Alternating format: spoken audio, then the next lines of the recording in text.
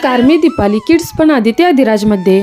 तर आपल्या संस्कृतीतील एक महत्त्वाचा आणि पारंपरिक सण म्हणजे नागपंचमी. तर या नागपंचमीच्या आदल्या दिवशी येतो तो म्हणजे भावाचा उपवास. तर या दिवशी काही गावभागांकडे वारुळाला जाऊन वारुळाच्या ठिकाणी नागदेवतेची पूजा केली जाते. तर आमच्या इकडे देखील गावभागामध्ये वारुळाच्या ठिकाणी जाऊन नागदेवतेची पूजा केली जाते. तर घरापासून जवळच्या अंतरावरच शेतामध्ये वारुळ आहे, तेथे जाऊन नागदेवतेची पूजा करणार आहोत. 5 का 2 काढे 2 असते त्या पुढं समोर ठेवा. नागपंचमीच्या दिवशी अनेक ठिकाणी नागदेवतेची प्रतिमा किंवा वारुळाची पूजा केली जाते. शेतकरी वर्गासाठी या सणाला विशेष महत्त्व आहे, कारण साप, शेतातील उंदीर आणि इतर कीटक खाऊन पिकाची संरक्षण करण्यास मदत करतात. त्यामुळे या दिवसात या श्रावण महिन्यामध्ये नागदेवतेची पूजा करून पूजेच्या रूपामध्ये त्याचे आभार व्यक्त केले जाते.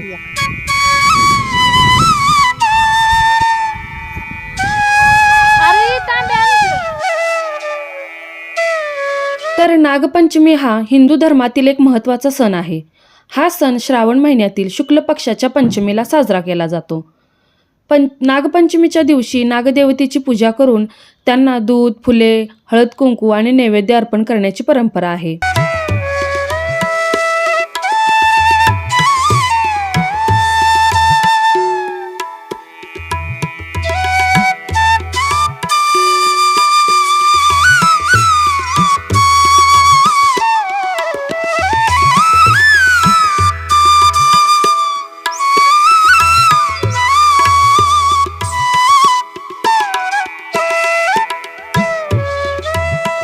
भारतीय संस्कृतीमध्ये नागाला विशेष धार्मिक महत्त्व आहे.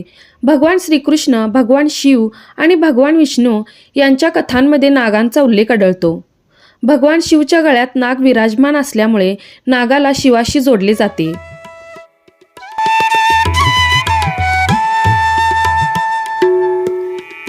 तसेच भगवान शिवच्या गळ्यात नागाचे स्थान असल्यामुळे नागाला हिंदू संस्कृतीत विशेष धार्मिक महत्त्व आहे. अनेक ठिकाणी नागपंचमीच्या दिवशी नागमंदिरात जाऊन पूजा केली जाते आणि विविध पारंपरिक प्रथा पाळल्या जातात. महाराष्ट्रातील अनेक भागांमध्ये नागपंचमीला झोके, पारंपरिक गाणी आणि महिलांच्या विविध प्रथा यामुळे सणाला विशेष उत्साह येतो. तर आम्ही देखील येथे वारुळाच्या ठिकाणी नागदेवतेची पूजा करून झाल्यानंतर नागपंचमीची गाणी गायली.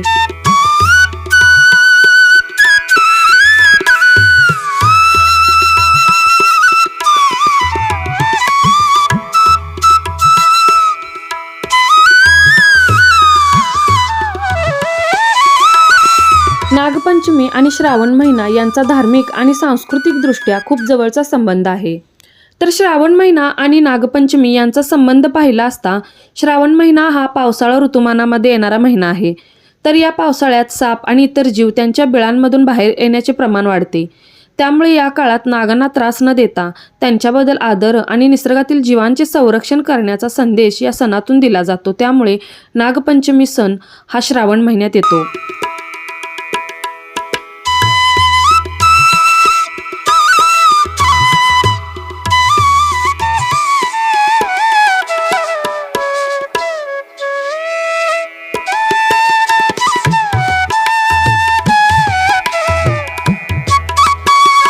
तसेच श्रावण महिना भगवान शिवला समर्पित मानला जातो आणि शिवाच्या गळ्यात नाग असल्यामुळे या महिन्यामध्ये नागदेवतेला या महिन्यात विशेष महत्त्व आहे आणि या नागदेवतेची शिवला समर्पित अशी पूजा केली जाते.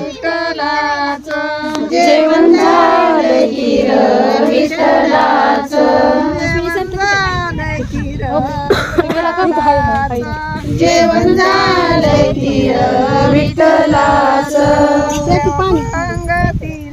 तिसऱ्या पंगतीला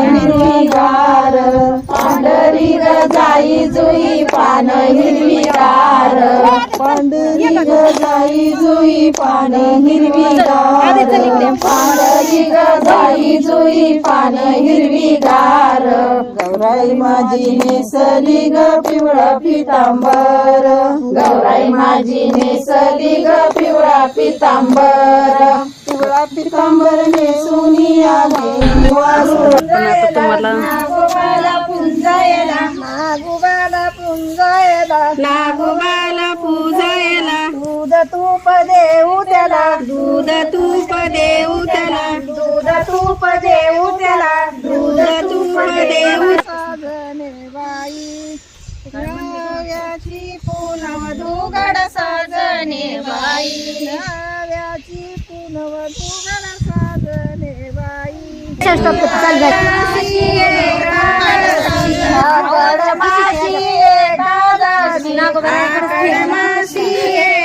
श्रवण पंचमी कोण्या दिवशी साजने बाई श्रवण पंचमी कोण्या दिवशी साजने बाई पंचमी कोण्या दिवशी साजने बाई श्रवण पंचमी कोण्या दिवशी साजने बाई आगया पंचमीची लाही आगया पंचमीची लाही आगया पंचमीची लाही आगया पंचमीची लाही पोळ्यानं केली गाई साजने बाई पोळ्यानं केली गाई साजने बाई पोळ्यानं केली गाई साजने बाई पोळ्यानं केली गाई साजने बाई पोळ्याची आकडी आगया पोळ्याची आकडी आगया पोळ्याची आकडी आगया पोळ्याची आकडी गणपतीची सोंडवाकडी साजने बाई गणपतीची सोंडवाकडी साजने बाई गणपतीची सोंडवाकडी साजने बाई गणपतीची सोंडवाकडी साजने बाई आगया गणपतीचं लाडू आगया गणपतीचं लाडू आगया गणपतीचं लाडू आगया गणपतीचं लाडू लक्ष्मीला मूळ लाडू साजने बाई लक्ष्मीला मूळ लाडू साजने बाई लक्ष्मीला मूळ लाडू साजने बाई लक्ष्मीला मूळ लाडू साजने बाई आगया लक्ष्म्याच्या बाई पिंगळाने केली दाटी साजने बाई पिंगळाने केली दाटी दिसते डाळ आगया माची दिसते डाळ आगया माची दिसते डाळ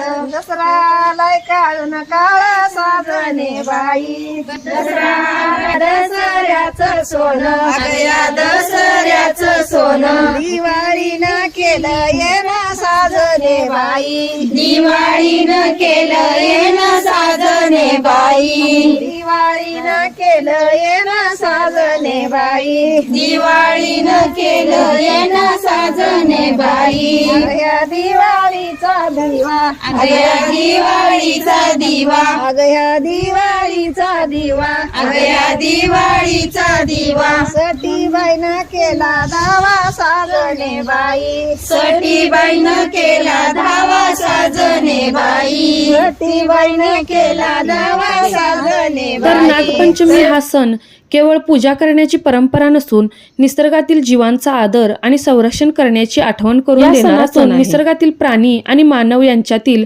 सहजीवनाचा संदेश मिळतो.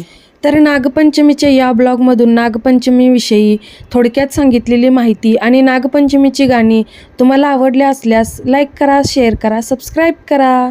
धन्यवाद.